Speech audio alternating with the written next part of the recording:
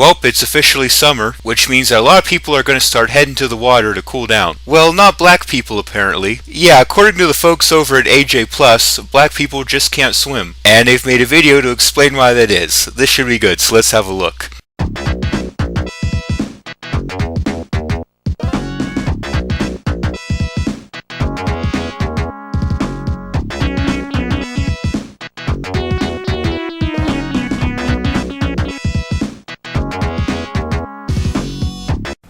You've probably heard the stereotype. Black people just can't swim. For generations, this has been an all too familiar tale within the black community.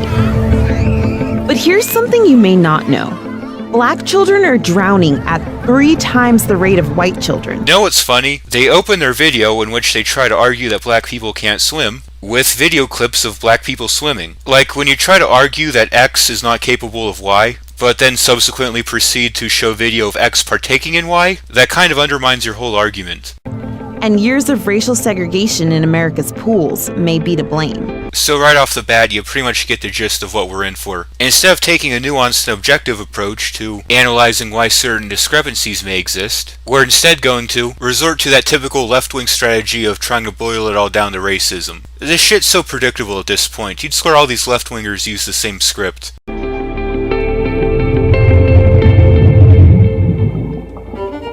In the United States, 64% of black children can't swim. The biggest problem with this statistic is that it's missing some important contextual information. By only looking at the percentages of black children who can swim, we can easily make this seem like an issue of racism. But this naturally raises the question, what are the percentages for children of other races? When we look at the percentages of children in other races who are capable of swimming, we see that the numbers really aren't all that far off. This reveals that the problem might be something other than racism. Maybe children in general just have a hard time getting access to swimming lessons. My son, Genesis Holmes, was only 13 years old. He wanted to swim with his friends. In May 2014, police reported to a scene near a local high school in the small town of Hollywood, South Carolina. An unidentified teen was found floating in a pond off Highway 162.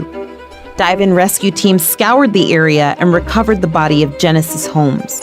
Genesis didn't make it back out because Genesis didn't know how to swim. So I really do feel bad for this woman. Losing someone you're close to, who you care about, especially a family member, is never a fun experience. And the fact that her child died at such a young age with all this life ahead of him makes this death all the more tragic. However, on the other hand, as his parent and custodial guardian, I do have to admit that at least some of the weight of his death does fall on your shoulders, considering the fact that it's typically considered a bad idea to just let kids swim unsupervised, especially in a river or lake. Like if this was a swimming pool where the environment was controlled and there were lifeguards and other staff there to supervise, that would be one thing. But natural bodies of water such as lakes, rivers, and streams typically pose additional risks, because unlike with a pool, you don't always know what you're dealing with. Natural bodies of water tend to get real murky, so you can't really see what's in it or how deep it is. Rivers and streams can also have powerful currents which can suck you in and keep you trapped under the water. Also, unlike swimming pools, natural bodies of water typically don't have lifeguards or other staff who can supervise and intervene if there's a problem. This is why even as an adult, when I go swimming in a lake or river, I try to make sure there's at least one other person with me.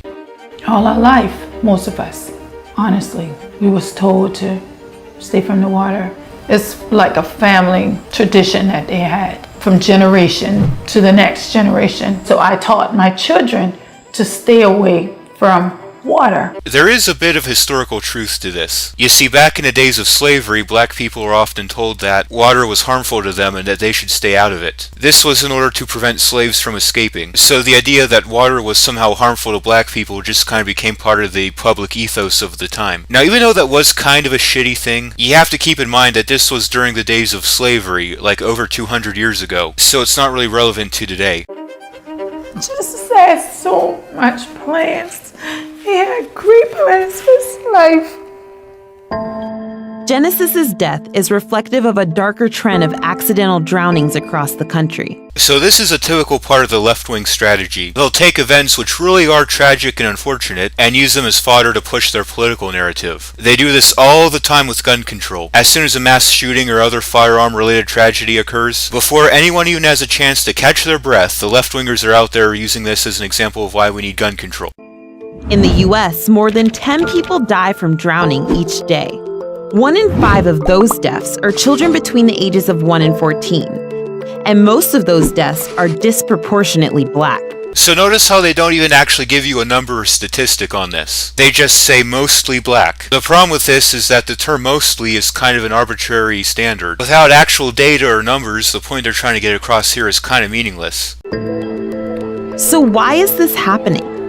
And why are Black children drowning at such high rates? Notice how they're specifically focusing on Black children, as opposed to Black people in general. Because if there really was racism going on here, you'd think that this would be affecting all Black people of all ages. I mean, of course Black children would have a hard time swimming. Children in general of all skin colors have a hard time swimming. Even taking race completely out of the equation for a second, children in general are not as good at things as adults are. They haven't been around as long, so they haven't had the same experience. So of course, specifically looking at children, you're going to statistically increase the number of people you look at who can't swim. It's almost as if they're cherry-picking specific data that comports with their narrative. We tapped University of Montana history professor Jeff Wiltsey to talk about racism and the social history that shaped America's first public pools. So notice how they're choosing to cite a history professor to make their point. Now this may seem like a minor nitpick, but it is important because it reveals a lot about the epistemic process they're using to go about this issue. Even if we were to just put to the side the inherent left-wing bias that a lot of university professors, especially in humanities-related departments such as history, tend to have, even putting that to the side, the fact that they chose to cite a history professor reveals that they primarily see this as a historical issue. Let me explain it this way. If you were attempting to do research to figure out why it is Black people have a harder time swimming, there's a multitude of different epistemic avenues you could take. And different fields and professionals you could get the opinions of. For example, you could talk to doctors and biologists to maybe learn some of the physiological differences between white and Black people. Maybe there's some evolutionary difference that accounts for it. Now, I'm not necessarily saying that they can't cite history professors. There may very well be a historic element to this issue, but they only cite a history professor, and it just so happens to be one that specializes in civil rights and agrees with their narrative. What I'm saying is that it seems to me as if they came into this with the conclusion they wanted to believe ahead of time and are looking for evidence that supports that conclusion, as opposed to just finding your evidence first and building a conclusion around that. I could be wrong about that, but that's the impression I'm getting. The very first public pools were located exclusively in large northeastern cities, Philadelphia, Boston, New York. They were all in poor neighborhoods, what we'd call urban slums. For the poor children of New York, $1 million swimming pool, a luxury summer resort for the kids of the sweltering tenements and slums on East Side. Where poor and working class immigrants, native-born African Americans lived, and that's the population that they were intended to serve. Sort of dirty working class boys and young men would plunge into the pool and then clean themselves in the water of the pool. It was essentially served as a large bathtub. That's right. The first public pools were not only racially inclusive, but they served as bathhouses for the poor, who often swam nude. For this reason, public pools originally prohibited men and women from swimming together. But after World War I, that all changed. After the war, Americans were earning more and working less. To give you a sense, the average work week went from 59 hours before the war to 51 hours after the war. This gave Americans a lot more time to enjoy leisure activities like swimming. This is thanks to capitalism, by the way. All the innovations that enabled us to earn more while working less, thus giving a massive boost to the tourism and leisure industry. This all came from capitalism and the free market, which is something the folks at AJ Plus like to shit on constantly. And eventually opened the door for new mixed-gender pools. And it's the point at which a city gender integrates, allows males and females to use the same pool at the same time that cities and white swimmers impose racial segregation. In a nutshell, the basic reason was, white public officials and white swimmers would not allow Black men to interact with white women at such an intimate public space. Racial discrimination became normalized and institutionalized across the country. From the north to the south, white-only pools became hallmarks for racial exclusion, and they would stay that way until the 60s. So in case you haven't picked up on this by now, they're basically trying to argue that the reason black people can't swim is due to a lack of access to swimming pools. The problem with this is that swimming pools aren't the only place you can swim. There are plenty of lakes and rivers and other natural bodies of water that poor people have been swimming in for a long time now. One of the most popular places on earth to swim is the Ganges River in India, which is in a relatively poor area. Public swimming pools as we know them today only go back to about 500 BC, the bathhouses of ancient Rome, and humans have been taking to the water long before then. As a matter of fact, the human body actually naturally evolved to be buoyant. We humans have evolved the right bone density and fat content to actually naturally float, and this is why humans have been swimming long before public pools were even a thing. Southern cities used Jim Crow laws to enforce segregation in pools and other public spaces. I'll give them credit for acknowledging that Southern segregation was actually implemented by government and not the free market, because this is something that people on the left never want to admit. While Northern cities used intimidation and violence to keep blacks out. All the while, local chapters of the NAACP worked to file lawsuits against neighborhood pools and beaches that denied blacks access. Pools went from being places for leisure to racial battlegrounds. You know what would be a real simple and easy way to fix this problem? Just have a free market for beaches and pools. That way the beaches and pools that deny access to black people would be outcompeted by the ones that don't, and segregation would just kind of be pushed out of the market. This is actually what was happening in the South before the Jim Crow laws were implemented. Businesses that refused to serve black people were being outcompeted by other businesses that did, and these segregatory business practices were kind of slowly being pushed out of the market. The whole reason Jim Crow laws were even needed in the first place was because segregation wasn't profitable in a free market. Had we just let the free market take care of segregation on its own, it likely would have ended way sooner than it actually did. And it would take 2 protests in Florida to change that. What are you prepared to do now, Dr. King? Well, we will stand here and protest what we feel is a blatant injustice. On June 11, 1964, police arrested Dr. Martin Luther King and more than a dozen religious leaders after they staged a protest against racial segregation at the Monson Motor Lodge in St. Augustine, Florida. His arrest inspired others to act. Less than a week later, 16 rabbis joined a group of black and white protesters at the same hotel. As the rabbis prayed on the property, protesters jumped into a white-only pool to stage a swim-in. What happened next sent shockwaves across the country. That's the Motor Lodge hotel owner, James Brook, pouring acid into the pool to get protesters out.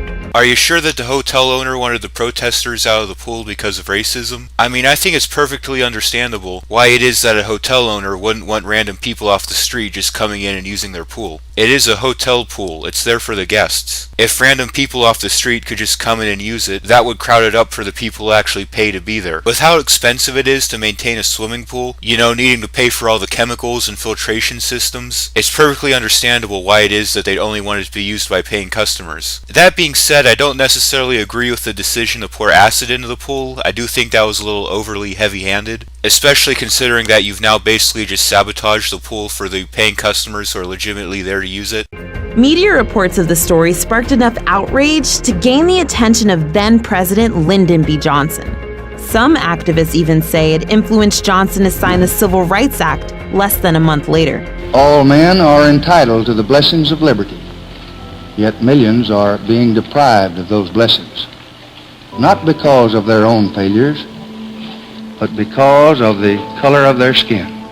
The bill outlawed segregation based on race, color, religion, or sex, a notion that until that point was common practice throughout most of the country. So here's my stance on this issue. I know that this is going to be controversial and a lot of you are probably going to disagree with me on this, but I'm not afraid to say it. I do not agree with Title VII of the Civil Rights Act. Now, the rest of the Civil Rights Act I'm totally fine with. The part that bans discrimination in the public sector, the part that gets rid of Jim Crow laws, all that I'm fine with. It's Title VII, the part that bans discrimination in the private sector, that I have a problem with. Now, I've gone into more detail on why this is in other videos, But basically my reason for this is that I believe that freedom of association, much like freedom of speech, is such a fundamentally important component of a free and healthy society that any curtailment of it, even with benevolent intentions, is the greater evil. In order to live in a free society, you do have to accept that sometimes people might use their freedoms in ways that you find distasteful, in ways that might be hateful or racist or bigoted. And I'm no bigger fan of shit like that than anyone else. But the proper way to fight that battle is with the pen, not the sword. And while several places across the U.S. had already begun desegregating public spaces, by the time the Civil Rights Act was passed, it was too late. You do realize that the Civil Rights Act isn't the only or even the main reason that segregation ended. As a matter of fact, you yourself even admitted just a moment ago that segregation was on a decline even before the Civil Rights Act was passed.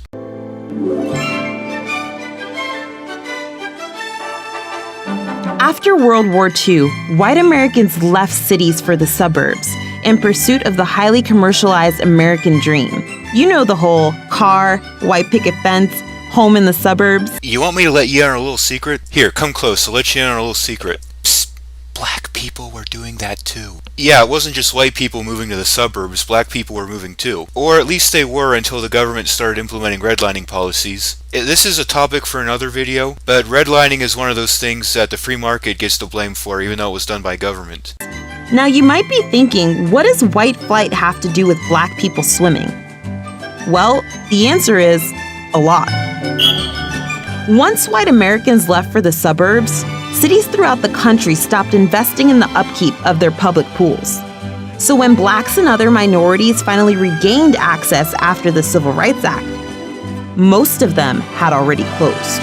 This doesn't really have much to do with racism or gentrification, though. A lot of this has to do with the inherent costs that come with maintaining a swimming pool. Anyone who's ever worked at or owned a swimming pool will probably tell you they are a pain in the ass to maintain. You have to pay for chemicals, a filtration system. If it's a public pool, you usually have to hire lifeguards and other support staff and buy liability insurance. And unless the pool is indoors, then it can usually only operate during certain times of the year, which reduces the amount of revenue it can make. Given the inherent costs that come with running a pool, combined with the seasonal limitations on revenue, it makes sense why a lot of public pools are having a hard time treading water. No pun intended. Tens of thousands of private club pools developed in suburban communities, and what that enables suburban communities to do, members to do, is to control who has access to those pools and who they determined would not have access to those pools and the swim lessons that occurred at those pools.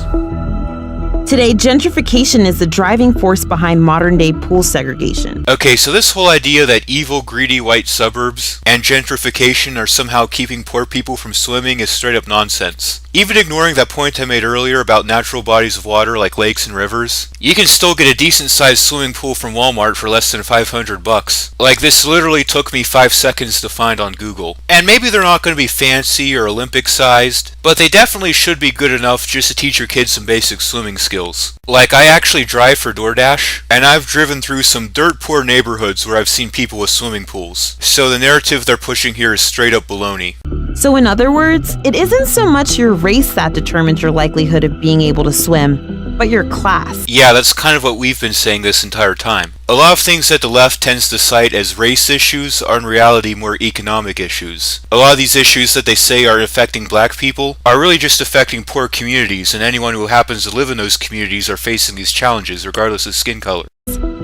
For example, affluent suburban communities are far more likely to have access to pools than their city counterparts. So what they're basically saying is, the reason that white people can swim and black people can't is because white people can afford to have swimming pools in their neighborhoods. But going off that same logic, shouldn't white people then be better at black people at basketball? Because if you think about it, the exact same logic applies. Since white neighborhoods tend to be wealthier, they can afford better quality basketball courts, and their schools get more funding for athletic programs. Yet in spite of this, on average, African American players seem to outperform Caucasian players in basketball. Maybe the reason that white people and black people are good at different activities might just be as simple as white and black people just prefer different activities. See, what the left likes to do is they'll take any sort of discrepancy in demographics and immediately jump to the conclusion that it's discriminatory. One very common area they like to apply this logic is average income. Women, on average, tend to earn less money money than men do. And they say this must be because of discrimination, when in reality, men and women just prefer different types of work. You know, men tend to work in scientific and industrial fields, women tend to work in more service-oriented sectors. It's not because of discrimination, it's just because people in both genders tend to prefer different types of jobs. So of course, on average, they're going to earn different amounts. Look at the numbers, and you can see why. There are more than 10 million residential pools compared to the 300,000 public pools across the country. Well, yeah, I mean, it kind of makes sense that there'd be less public pools than private pools. Public pools are designed to accommodate more people, so just inherently there's less of a need for them. On top of that, public pools are disappearing. Since 2009, more than 1,800 public pools have closed across the country. Interesting how they're getting their data from the year 2009, you know, right after our country had that big economic crash, so businesses in general were struggling, not just public pools. You know, I'm really getting the impression from this video that they're just cherry-picking data that specifically supports their conclusion. Some rural towns like Hollywood, South Carolina, where Genesis Homes lived, never even opened one. You know, in this video, they really make a big deal about how swimming pools are usually only built in wealthy neighborhoods and not poor neighborhoods. I can't help but to feel that a big reason why that is has to do with regulations. As I've mentioned previously, simply maintaining a swimming pool on its own is expensive enough, but then if you want to actually go build a swimming pool, you have to deal with zoning laws and building codes, you have to get permits and pay fees. With all this in mind, it seems pretty obvious why developers would only build swimming pools in wealthy neighborhoods, because with all the artificial red tape in the way, that's the only place where they're profitable. The left often complains that real estate developers only focus on building luxury properties in wealthy neighborhoods and not affordable housing in poor neighborhoods, but a big reason for that is all that additional expense from this government red tape, which these same left-wingers seem to like, make it so that only building things in wealthy neighborhoods is profitable. Genesis cried out for help because he didn't know how to swim. If me and my husband had gave him swim lesson, Genesis would have made it out. After Genesis's death, Jennifer Holmes couldn't stop thinking about the what-ifs. What if she had learned how to swim? What if Genesis had swim lessons? That's when she came up with an idea.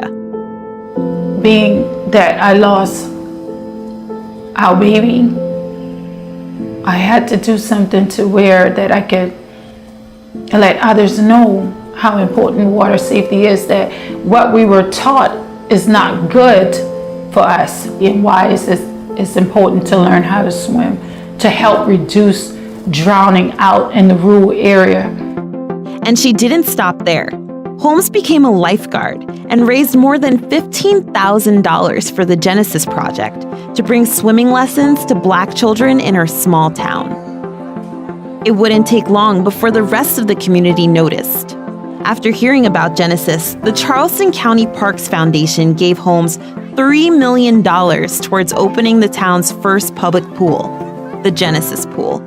So as much as I've been shitting on this video, there was at the very least a happy ending to it. I do very much commend this woman for taking her grievances and making a productive outcome out of it, because truth be told, it does take a lot of effort to take a negative and turn it into a positive. And if you put to the side all the left-wing propaganda bullshit that was in this video, I think there is a positive message here at the end. You know, that anyone, even in minority communities, can take action to do something to improve their community. You don't have to sit around to wait for politicians or government to do it for you. But anyways, what do you guys have planned for this summer? Do you plan on going swimming at all, going to the beach, having a party with your friends, cooking out in the backyard? Hopefully, with everyone getting their COVID shots, we'll be allowed to go back to having fun soon.